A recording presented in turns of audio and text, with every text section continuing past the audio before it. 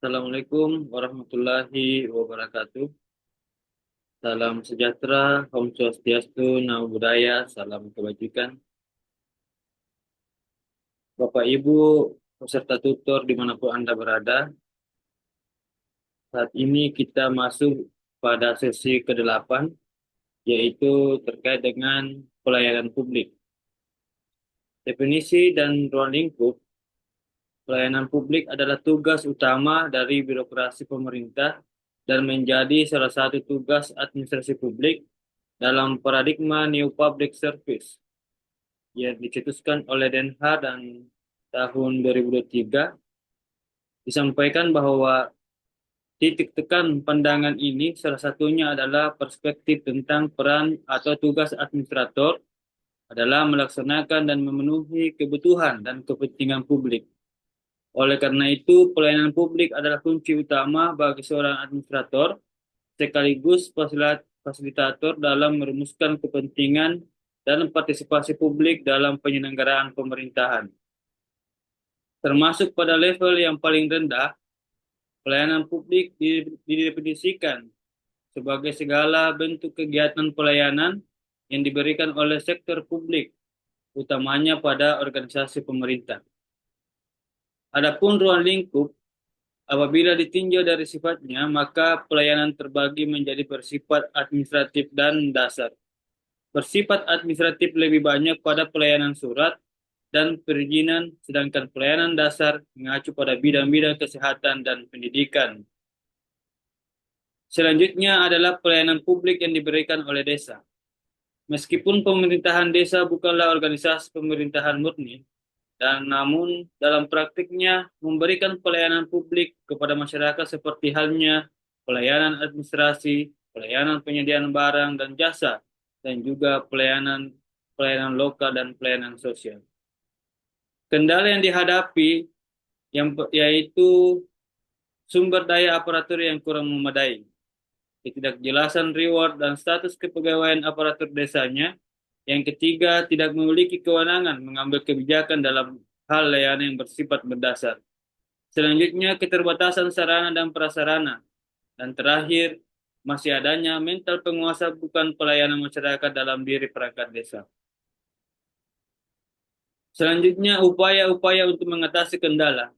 Bagi desa yang tertinggal, maka upaya yang dilakukan dalam memberikan pelayanan publik adalah membangun sarana dan prasarana publik seperti halnya jalan desa, sumur air, dan hal-hal yang lain yang berkaitan dengan pemenuhan dasar di masyarakat desa. Sedangkan bagi desa yang telah memadai prasarana umumnya, maka peningkatan pelayanan publik melalui pelaksanaan standar operation prosedur agar semakin profesional, disertai perbaikan sumber daya aparatur desa, baik dari sisi kualitas maupun dari segi kuantitas. Dari segi kepemimpinan kepala desa, kepemimpinan adalah gejala universal. Kepemimpinan adalah gejala universal dalam setiap makhluk hidup, tidak terkecuali manusia sebagai makhluk homo organismus. Apabila mengacu pada teori kepemimpinan, berdasarkan konteks organisasi pemerintah, kepemimpinan kepala desa seharusnya memiliki kepemimpinan organisasional dan dalam kelembagaan dan memiliki parabel-parabelnya. Adapun teori kepemimpinan, berdasarkan orientasinya maka kepemimpinan organisasi dibagi menjadi dua. Yang pertama adalah organisasi yang berorientasi pada pemimpin, yaitu leader orientation.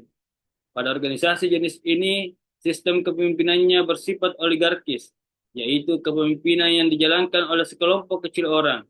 Hubungan kerja bersifat searah top-down. Pemimpin adalah segala-galanya. Mekanisme umpan balik dari bawahan dan organisasi lainnya kurang dikembangkan. Yang kedua, organisasi berorientasi pada sistem orientation. Pada organisasi jenis ini, peran seorang pemimpin bukanlah segala-galanya. Semakin modern organisasi, maka semakin kompleks dan bersifat sistemik. Sehingga peran pemimpin semakin terbatas, sedangkan peran aktif anggota organisasi lebih besar dalam mengembangkan organisasi. Adapun ciri-ciri organisasi modern adalah bersifat kompleks, didukung oleh sumber daya manusia, aparatur yang profesional, bertanggung jawab, serta memiliki sistem yang tertata dengan baik. Oleh karena itu, berdasarkan konteks organisasi terbagi menjadi dua. Yang pertama adalah kepemimpinan organisasional. Yang kedua adalah kepemimpinan kelembagaan. Bapak Ibu yang saya hormati, sedangkan variabel kepemimpinan terdiri dari pertama adalah pemimpin, pengikut, situasi dan kondisi, visi dan misi. Bapak Ibu silakan buka modul 9 tentang kepemimpinan kepala desa untuk mendapatkan penjelasan tentang jenis-jenis kepemimpinan beserta variabelnya. Pada modul 9 di KB2 dijelaskan tentang pemilihan kepala desa. Namun mengingat saat ini yang diberlakukan adalah Undang-Undang Nomor 6 Tahun 2014 tentang desa. Maka mekanisme pemilihan kepala desa mengacu pada peraturan perundang-undangan tersebut, khususnya pada bagian ketiga pemilihan kepala desa pasal 31 dan pasal 39. Dengan demikian, peraturan perundang-undangan sebelumnya tidak berlaku lagi, seperti yang dijelaskan dalam modul 9 di KB2 ADPU 4340 Administrasi Pemerintahan Desa. Meskipun demikian, ada beberapa hal yang dapat dipelajari tentang mekanisme pemilihan kepala desa. Yang pertama, pemilihan kepala desa dilakukan serentak di seluruh wilayah kabupaten kota.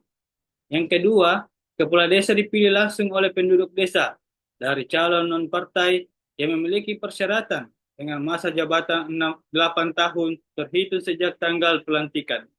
Kepala desa dapat menjabat paling banyak 2 kali masa jabatan secara berturut-turut atau tidak secara berturut-turut. Yang ketiga, pemilihan kepala desa bersifat langsung, umum, bebas, rahasia, jujur, dan adil. Yang keempat, penyelenggaraan pemerintahan desa. Penyelenggaraan pemilihan desa adalah panitia pilkades yang dibentuk oleh BPD. Panitia pilkades terdiri dari unsur perangkat desa, lembaga kemasyarakatan, dan tokoh masyarakat desa. Bapak Ibu yang saya hormati, selanjutnya adalah mekanisme pertanggungjawaban kepala desa. Pada masa Undang-Undang Nomor 5 Tahun 1974 tentang pemerintahan daerah junto Undang-Undang Nomor 5 Tahun 1079 tentang pemerintahan desa.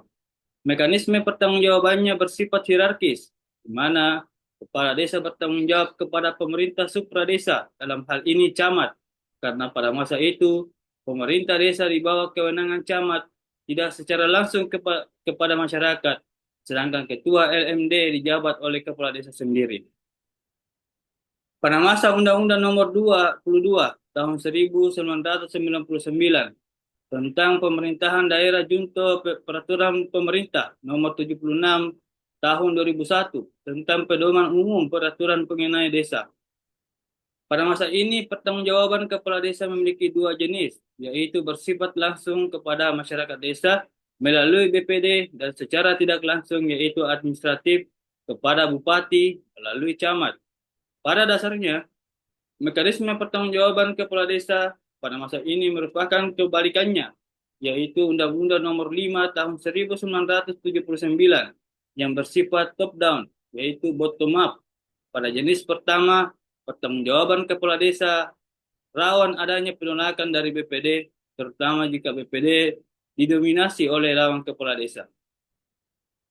Pada masa Undang-Undang Nomor 32 Tahun 2004 tentang pemerintahan daerah junto peraturan pemerintah Nomor 72 Tahun 2005 tentang desa, kepala desa wajib memberikan laporan penyelenggaraan pemerintahan desa kepada bupati atau wali kota melalui 1 kali dalam setahun, memberikan laporan keterangan pertanggungjawaban kepada BPD 1 kali dalam 1 tahun dan disampaikan dalam musyawarah BPD, serta menginformasikan laporan penyelenggaraan pemerintahan desa kepada masyarakat melalui selembaran yang ditempelkan pada papan pengumuman atau diinformasikan secara lisan dalam berbagai forum pertemuan masyarakat desa.